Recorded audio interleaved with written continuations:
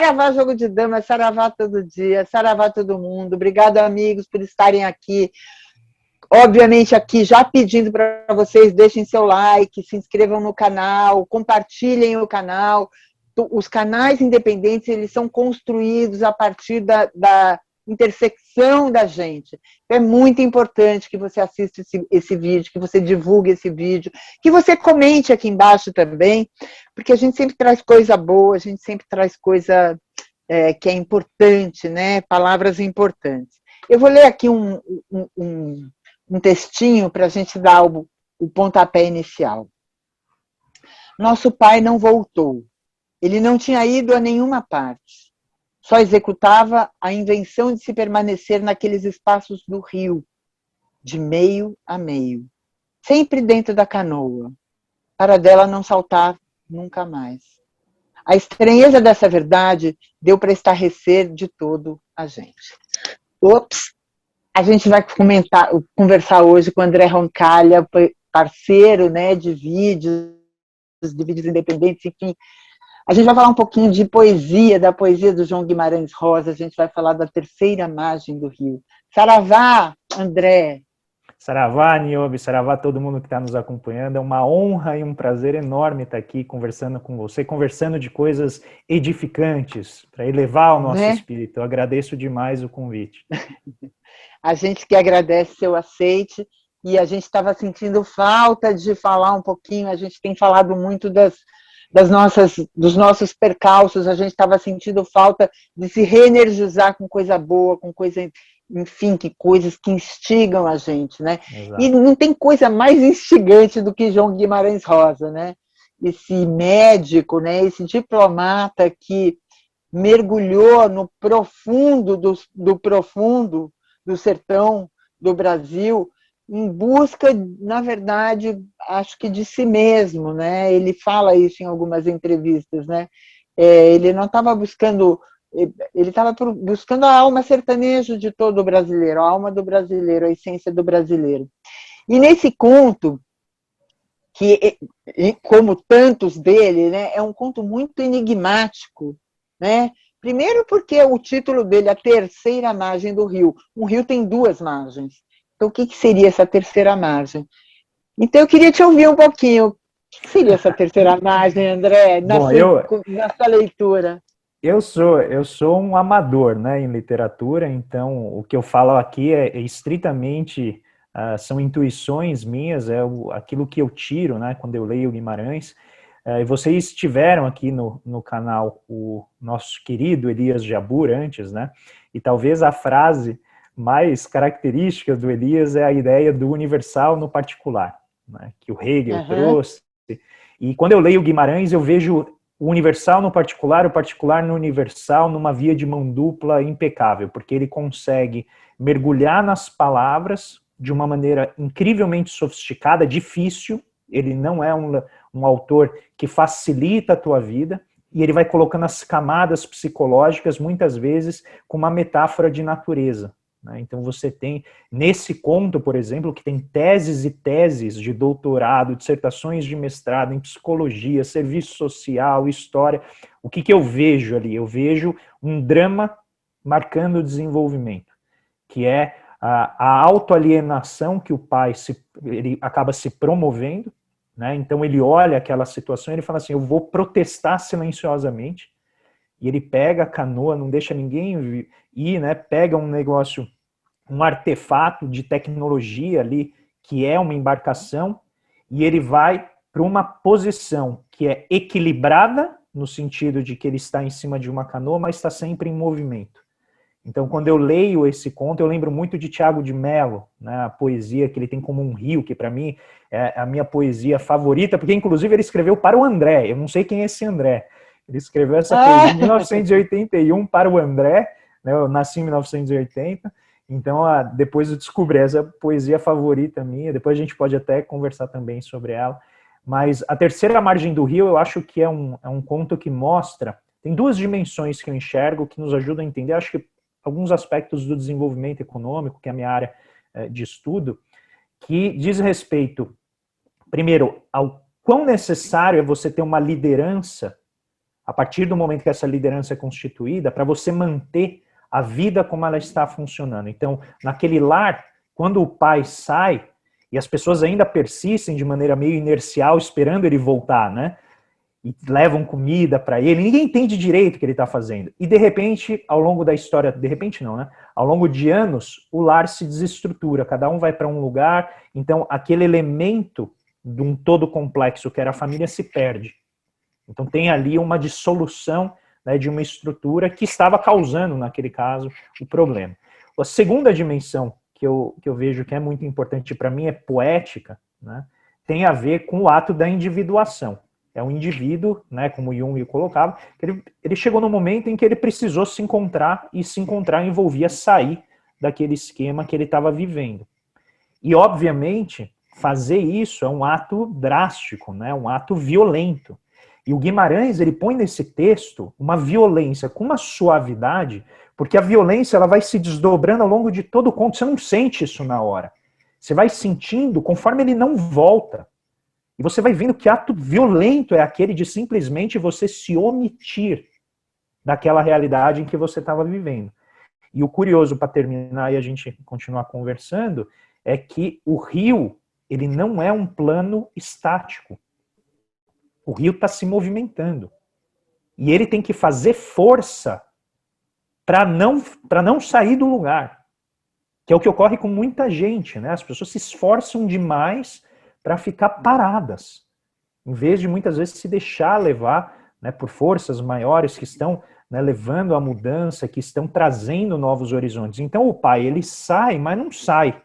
E essa dialética é uma coisa, eu acho fenomenal como que o Guimarães conseguia colocar isso dentro de uma condição de vida ali daquele povoado, né, muito simples.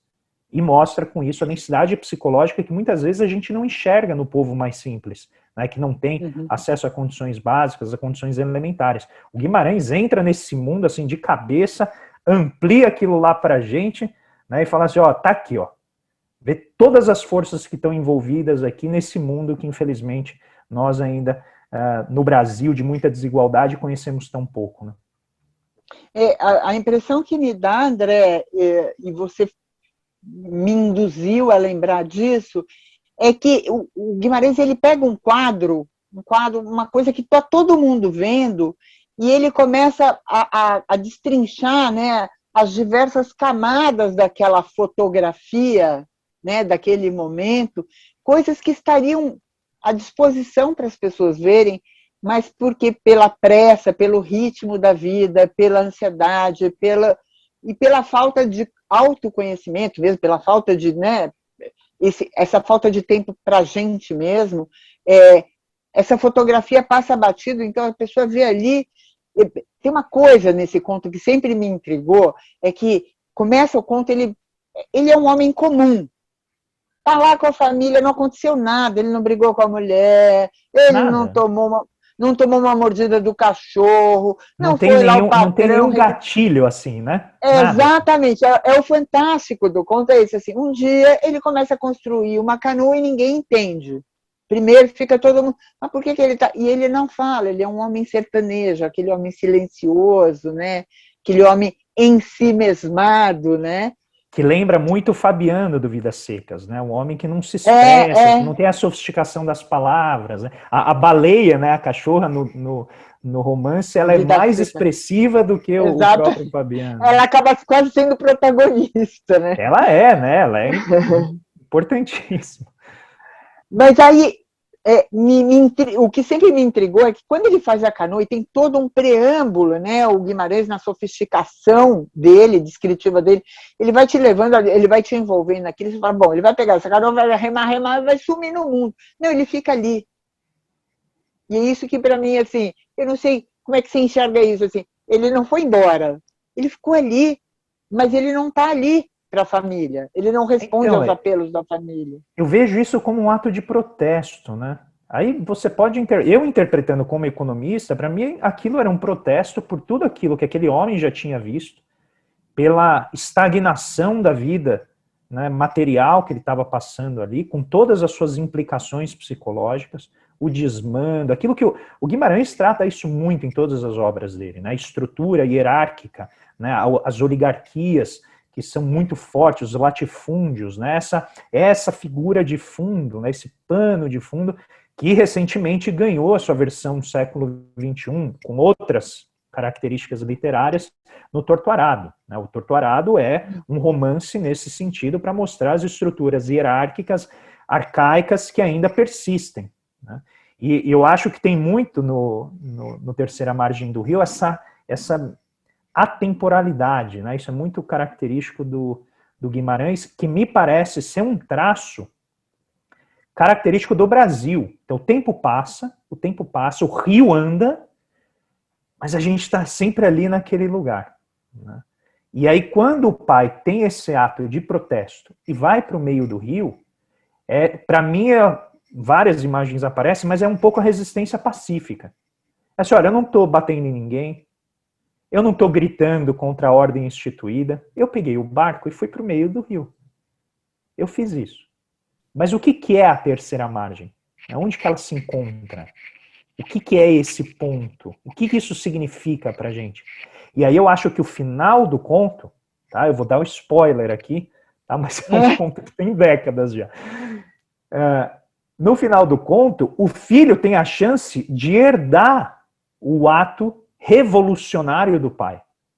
Mas é uma estratégia que ele usa, né? Eu vou lá e eu vou falar, vem pra cá que eu fico aí. Aí a hora que o pai topa, ele fala assim, não vou nada.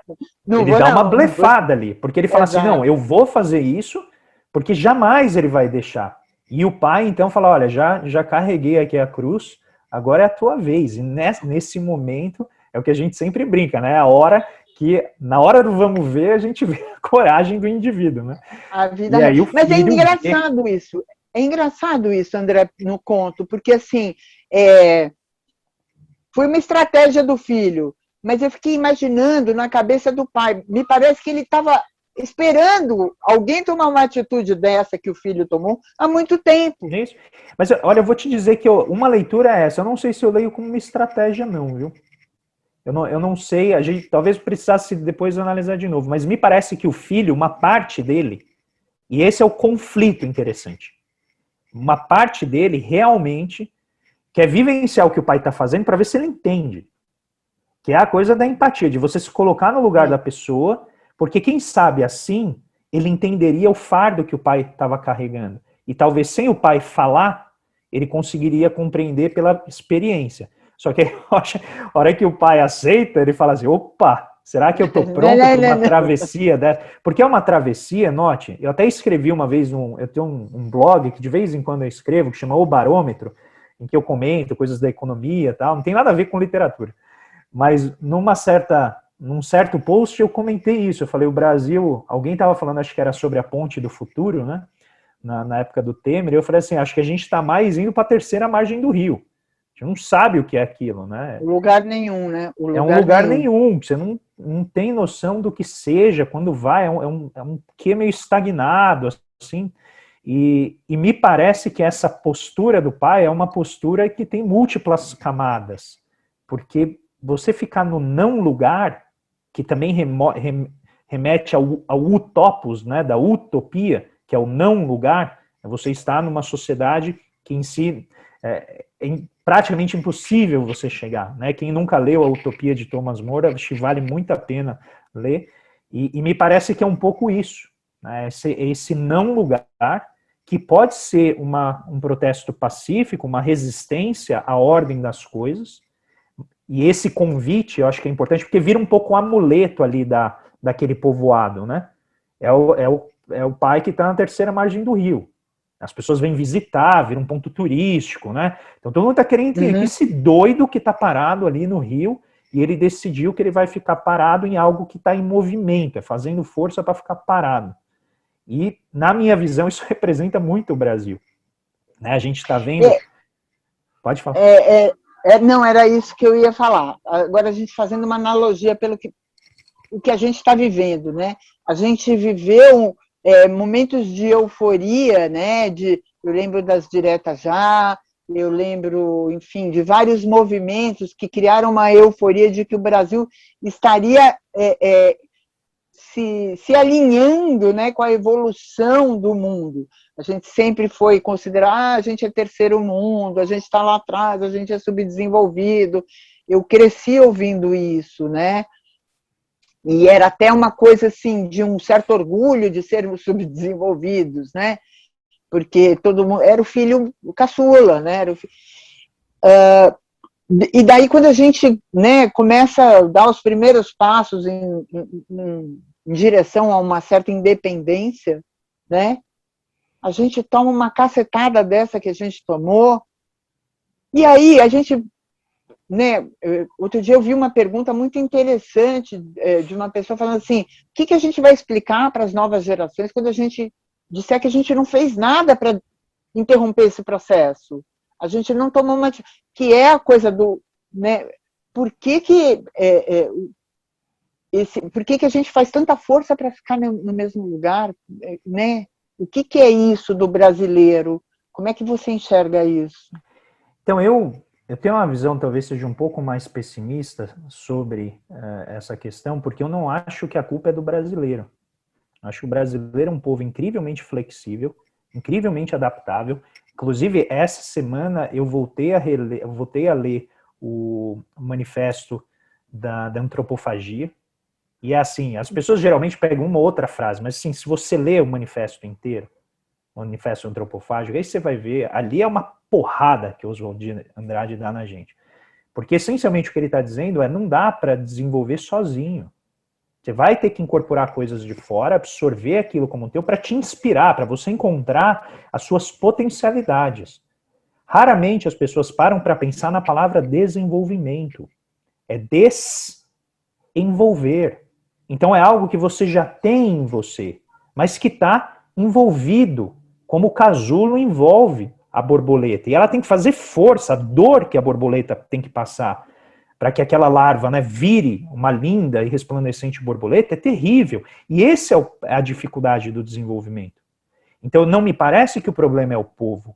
O problema, na minha visão, são as pessoas que comandam a nação, que se apropriaram da riqueza nacional dentro das condições mais violentas que a gente pode imaginar, a formação de um país, uma escravidão de cerca de 400 anos no papel. Aí a gente tira a escravidão do papel, mas não tira a escravidão da sociedade. Então a gente ainda vive essa escravidão. E a gente faz muita força como sociedade para continuar reproduzindo essa escravidão. Só que ela agora, ela está mais mediada por símbolos, por leis do trabalho que não são respeitadas, ela está manifesta nas relações pessoais entre diferentes classes sociais, na aversão ao povo. E eu acho que o povo brasileiro está pronto para se tornar uma sociedade desenvolvida. O filho da empregada doméstica não quer mais ser empregada doméstica. Ele quer ser programador da Intel, ele quer ser programador da IBM, ele quer trabalhar em marketing. Porque o filho da diarista, ele já chegou lá. Só que quando ele chega para... eu quero estudar. Ah, mas pô, peraí. Aí não dá, que é muito caro. Não, mas eu não tive educação na minha escola pública, então você precisa dar um... Ah, não, aí não. Aí você tem que fazer a força sozinho. Não, peraí, como não? Por que a gente não pode resolver problemas que nós causamos? E aí a elite, eu chamo de elite por respeito, tá? Mas são as oligarquias, elas falam, não é comigo. Não fui... que eu tenho culpa que o meu bisavô fez? Eu não fiz nada. Por que eu tenho que pagar por isso? Porque você é fruto do que o seu bisavô fez. E é isso que muitas vezes é difícil entender para pessoas que têm a minha cor de pele, que usam óculos e terno e gravata, de entender que o Brasil não é aquilo que elas vivem. Existe uma condição enorme de vida do nosso brasileiro, a grande parte da nossa população, que não tem o luxo de acordar e abrir a torneira, de usar um vaso sanitário. Vaso sanitário no Brasil, eu não sei se você sabe disso, é indicador de riqueza. O número de banheiros que uma pessoa tem em casa é um grande diferencial para você verificar o nível de riqueza da pessoa. Porque muita gente não tem nem imóvel, não tem nem casa, moradia. Bom, saneamento básico no Brasil é um escândalo mundial. É nível de países subdesenvolvidos. Exato. Né? Então a gente faz muita força para não dar isso para essas pessoas, você entende? Isso que para mim é a terceira margem do rio. Porque parece que a gente não pode abandonar o século XIX. Não dá para deixar. Aí o Bolsonaro chega aqui e faz o quê? Faz o seguinte, vamos voltar mais para trás? Vamos fazer do país um excelente plano para garimpo? Garimpo, isso é século XVI e XVII. Vamos fazer o quê? Soja. Vamos fazer milho. Vamos produzir o quê? Grãos. Isso é século XVIII, XIX. Ou seja, é um esforço que na terceira margem do rio seria o equivalente ao pai começar a remar para subir o rio. É pior ainda, porque não é nem parado, você quer retornar mais. E essa volta, ela é violenta. Por quê? Porque o povo não deixa. Você vê, ele não está conseguindo fazer nada.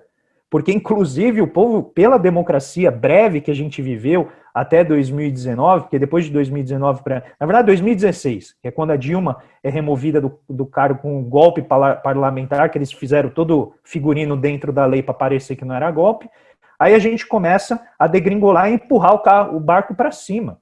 Né? Não tem a ver com gostar ou não da Dilma. Um governo terrível, mas foi democraticamente eleito. Esse governo foi democraticamente eleito. E olha o que está fazendo.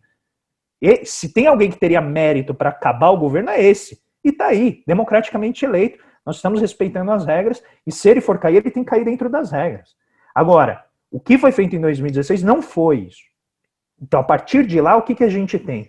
Um realce de um grupo que sempre esteve no poder, que quer que o Brasil vire um projeto fazendão com cassino. Não nos esqueçamos do ex-ministro do Turismo que queria abrir cassino na Amazônia. Então, quando a gente pega o norte e o nordeste... o Bolsonaro quer. Não à toa o Pazuello está lá, tá morando lá agora. Exato. Então, a gente tem... E quando você pega a condição da mulher e a condição da criança na região norte e nordeste, você colocar um tipo de atividade que historicamente pertence ao Estado, chamada lotérica federal. E ela pertence ao Estado não é à toa, porque se você deixa isso na mão do setor privado, tudo que você produz é crime, organizações muito poderosas, paramilitares muitas vezes, com poder de fogo enorme, e que levam crianças à prostituição, levam mulheres à prostituição, porque você justamente vai ter brotando esse tipo de atividade em locais onde o Estado não está presente. E ele quer produzir isso. Isso é um negócio que a gente conseguiu superar. Ele quer retomar. E pior, colocando os índios no jogo. Chegando em comunidades, né, que eles falam, não, mas elas já estão integradas. Sim, imagina por quê. Porque no passado a gente não tinha política de proteção dessas culturas.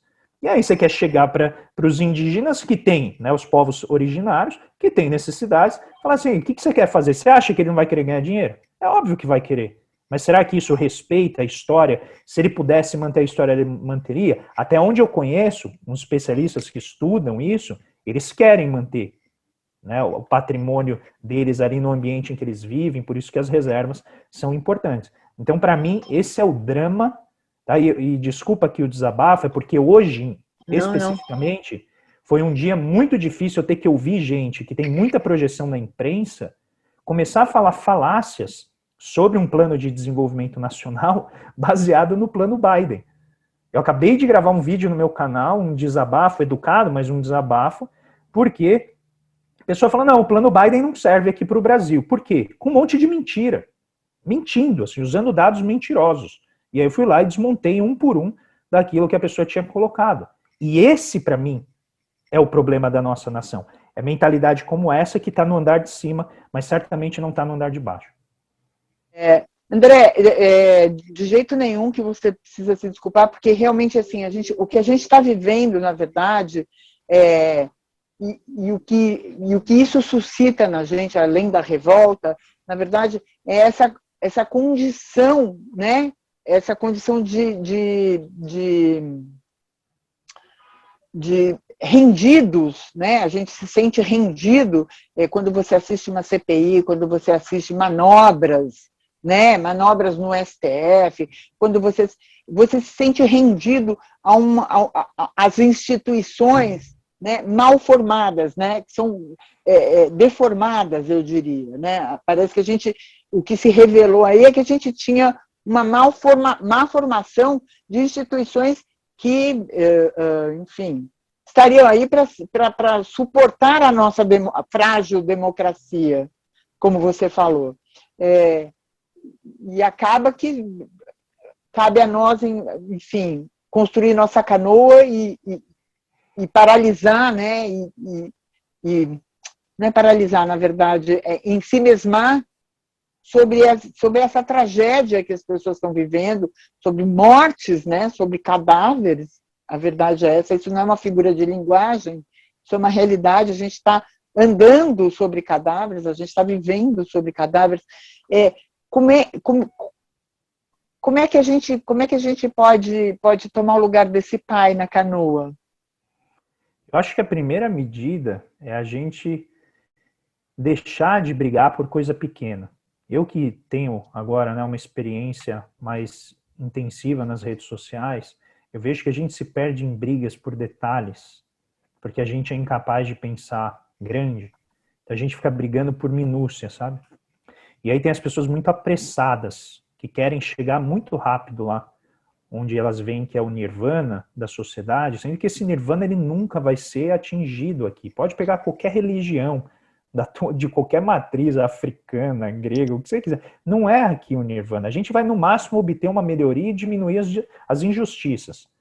Então, eu acho que entrar na canoa do pai e fazer o protesto silencioso, pacífico, é, primeiro, a gente relembrar que o povo simples, pobre, precisa ter um suporte da coletividade.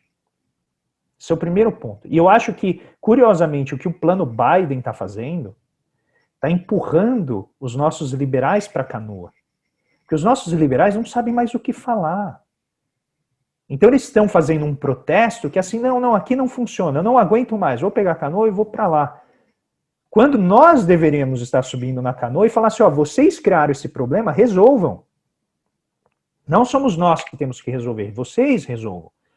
E o que eu sempre tento usar como uma forma de a gente não perder a esperança é relembrar que a gente tem projeto, que nós já fizemos coisas grandiosas no país e que nós temos uma base social e econômica que ainda é restaurável para a gente poder alçar sonhos grandes. Não está tudo entregue. Agora, não vai ser só no Twitter que a gente vai resolver isso. Não vai ser só no YouTube que a gente vai resolver isso. A gente tem que resolver isso nas urnas, que de preferência tem que ser auditáveis. Né? Eu recentemente fui estudar sobre isso, né, e a gente viu, eu descobri que as urnas que a gente usa de 3 gerações atrás, o que a torna absolutamente sujeita a todo tipo de manipulação dependendo de quem está no poder, e já existem modelos mais recentes que a gente poderia utilizar e proteger o nosso sistema eleitoral. A gente tem que fazer uma reforma política, tem que fazer reforma tributária, tem que fazer uma reforma do Estado, mas um Estado que seja, né, orientado para as pessoas. Por quê, Niobe? Porque a gente vive, infelizmente, num país em que o pobre não participa do orçamento.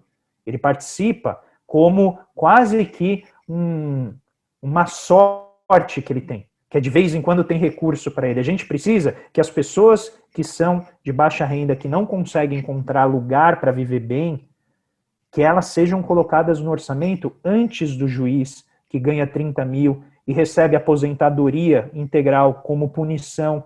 Você não gostaria, Niobe, de ser punida com o descanso até salário integral? Com salário integral? Com salário de 33 mil reais. Gente, você entende? É o mínimo, então, né? A gente tinha que começar por aí. Aí eu vou trazer um autor liberal, que chama John Rawls, que ele foi um filósofo nos anos 70, que ele tentou encontrar uma maneira de conciliar o liberalismo com o aumento da pobreza e da desigualdade que estava afetando ali aquele período.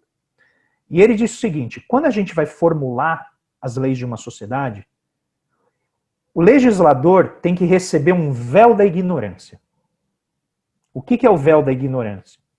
Ele tem que legislar imaginando que ele não sabe onde a pessoa vai nascer, se vai nascer rica ou pobre, se vai nascer branca, preta ou amarela, se vai nascer em Uganda, se vai nascer nos Estados Unidos. Ele tem que legislar pensando na pior condição possível que essa pessoa pode estar numa sociedade. É nessa pessoa que o legislador deve considerar na hora de formular leis. O problema é que, para isso acontecer, cada voto tem que valer um voto. Cada pessoa tem que valer um voto. Hoje, no Brasil, por caminhos que os Estados Unidos também percorreram, muito parecido, cada real vale um voto. Só que 1% mais rico da sociedade detém cerca de 25% da renda do país. Isso significa que cada voto do rico equivale a 25 votos. Porque o dinheiro está todo concentrado ali. Custa 5 milhões de reais para você virar deputado no Brasil. Quando que a pessoa que representa interesses da comunidade vai conseguir chegar lá, não ser por um esforço hercúleo daquela comunidade para conseguir levar essa pessoa até um cargo de representação? A gente precisa ter centenas de cargos de representação no Congresso para que a posição dessas pessoas seja evidenciada. Então, me parece que o caminho é esse, é a gente começar a se organizar para além das redes sociais, começar a montar, né, uma reflexão sobre o nosso país que não caia nessas discussões assim, eu quero a revolução logo. Porque a gente já perdeu 400 mil vidas. Então eu sou contrário à ideia de revolução, sou um reformista e eu quero ganhar dentro das regras do jogo sem sangue nas calçadas. Porque eu recebo essa crítica, André, mas você está atrapalhando. Porque a gente precisa de sangue nas calçadas. Eu falei, rapaz, você está falando aí da tua casa de classe média, você não sabe o que é sangue nas calçadas? Esse sangue já está ocorrendo há 400 anos. E a gente sabe qual sangue que vai escorrer mais ainda. Não né, é o André? dele. Não é o dele. Não é o meu, bonitinho aqui, né, com a minha pelinha branquinha. Agora, o Preto Zezé foi lá no nosso canal, no Conexão Xangai, e as pessoas ficaram irritadíssimas. Você falou, pô, o Preto Zezé é vendido. Eu falei, rapaz, ele está fazendo campanha para aliviar a fome de centenas de milhares de pessoas. É uma pena que isso atrapalhe os seus planos de uma revolução mais rápida. Mas ele está fazendo isso. Você vai ficar esperando o quê?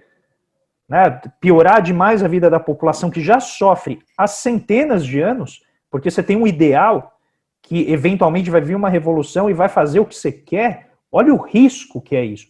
Então, eu sou chamado muitas vezes dentro da progressismo de coxinha e falo, sou mesmo, porque esse povo já sofreu demais e a gente tem que trabalhar dentro dos mecanismos que nós temos, que nós muitas vezes não utilizamos, porque a gente não consegue formar essas maiorias para defender os direitos das pessoas. E muito por desconhecer também, né, André? Muito por desconhecer. Que é uma campanha que a gente faz aqui no Jogo de Damas JDD, o Politiza Já. Agora virou uma moda de discurso contra a política. Não vamos politizar a Covid.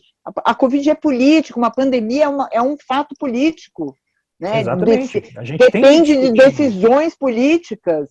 Uma CPI, a CPI não pode ser política. CPI é Comissão Parlamentar de Inquérito, é político. O problema é que toda vez que ocorre um processo, eu sei que nosso tempo já está acabando, é difícil você manter a concentração, né, das pessoas no processo de mudança para evitar que tudo aquilo se perca. Que é o que o pessoal brinca, é você conseguir tirar a derrota da boca da vitória. Né? Então você está ali com a vitória já prontinha e aí você tem que tirar a derrota da boca, porque senão a derrota vai vencer. Entendeu? E você tem que conseguir tirar exatamente esse ganho disso. E me parece nesse sentido que, e eu vou dar aqui uma volta de 180 graus, né, uma mudança, mas curiosamente quem mais fala pra gente são os poetas, são os literatos, porque eles estão indo na vida das pessoas e trazendo pra gente toda a vivência, toda a realidade e riqueza que tem ali. Então a literatura não é um passatempo, a literatura é um banho de história, só que romanceado, para que a gente consiga entender as múltiplas camadas da nossa sociedade. Ela não é um exercício apenas estético. Ela é estético e é também filosófico. Por isso que sempre que eu posso, eu convido as pessoas para ler poesia, para ler literatura, porque é uma maneira de a gente ganhar mais densidade no debate. André, para fechar esse encontro maravilhoso, infelizmente nosso tempo já deu. Antes de mais nada, queria te agradecer imensamente o teu aceite.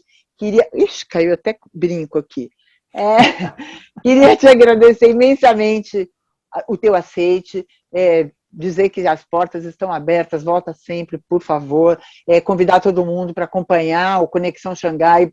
É um programa assim indispensável para quem quiser, como a gente estava falando aqui em off, se divertir, e para quem quiser conhecer, para quem quiser discutir, para quem quiser ampliar o olhar para a terceira margem do rio, né? A gente precisa sair dessas duas margens e ir para uma terceira margem, que é o tema da nossa conversinha aqui.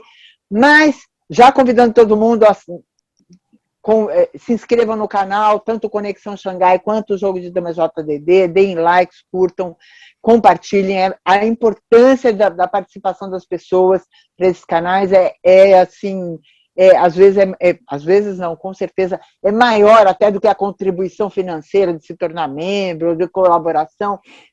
A importância das pessoas divulgarem esses canais é imensa diante, né, do estrago que a gente está passando e da mídia conivente que a gente tem que conviver.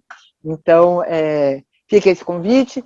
E a minha última questão é João Cabral de Melo Neto. Você ficou de falar do poema que ele dedicou ao André. Não, é o Thiago de Mello. Thiago de Mello, Thiago desculpa. De Mello. Thiago de Mello. O João Cabral seria algo difícil de memorizar, que é muito extenso. Mas esse poema do Thiago de Mello chama Como um Rio, e ele foi escrito em 1981. Então ele diz assim: ser capaz, como um rio que leva sozinho a canoa que se cansa, de servir de caminho para a esperança, de lavar do límpido a mágoa da mancha, como um rio que leva e lava, crescer para entregar na distância calada um poder de canção, como um rio que decifra o segredo do chão. Se tempo é de descer, reter o dom da força, mas sem deixar de seguir. E subterrâneo, aprender a voltar e cumprir no seu curso o ofício de amar. Como um rio que nasce de outros, saber seguir junto com outros sendo, e noutros se prolongando, e construir o encontro com as águas grandes do oceano sem fim. Mudar em movimento, sem deixar de ser o mesmo ser que muda, como um rio. Ai, André, obrigada. Sejamos rio, sejamos rio. Sejamos em movimento sem deixarmos de ser. Deixemos fluir, né? Deixemos Exatamente. Fluir.